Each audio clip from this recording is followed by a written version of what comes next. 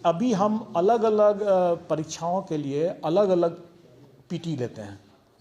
Screening test हम अलग अलग करके, जैसे हम लोग कंबाइंड सिविल सर्विसेज के लिए हम जैसे लेते हैं, जैसे 68 हुआ, 69 होगा।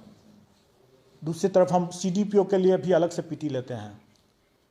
और भी कुछ परीक्षाएं हैं जिसके लिए हम पीटी लेते हैं, जिसका कि मोर और लेस पेपर सेम है। हम लोग public prosecutor, assistant public prosecutor का भी लेते हैं, तो उसका एक लॉ का थोड़ा सा अलग होता है, लेकिन बाकी सब पेपर सेम है। सरकार के साथ हम लोगों ने इस पर विचार विमर्श करके ये तय कर लिया है कि अब साल में एक बार कॉमन पीटी होगा।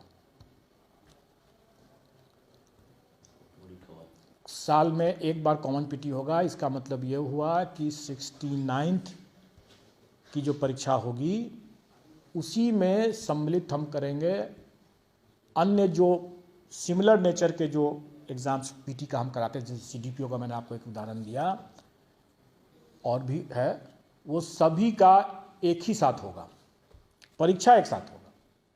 पीटी रिजल्ट अलग अलग होगा, क्योंकि एक ही कैंडिडेट हो सकता है कि वो कंबाइंड सिविल के लिए भी हो और वो इसके लिए एक CDPO के लिए भी हो, तो रिजल्ट दोनों में अप्लाई कर रहा हो, दोनों के लिए अगर वो एलिजिबल है, दोनों में अप्लाई करेगा, वो टिक लगाएगा दोनों के लिए, तो उसका दोनों के लिए अलग अलग मेरिट लिस्ट बनेगा।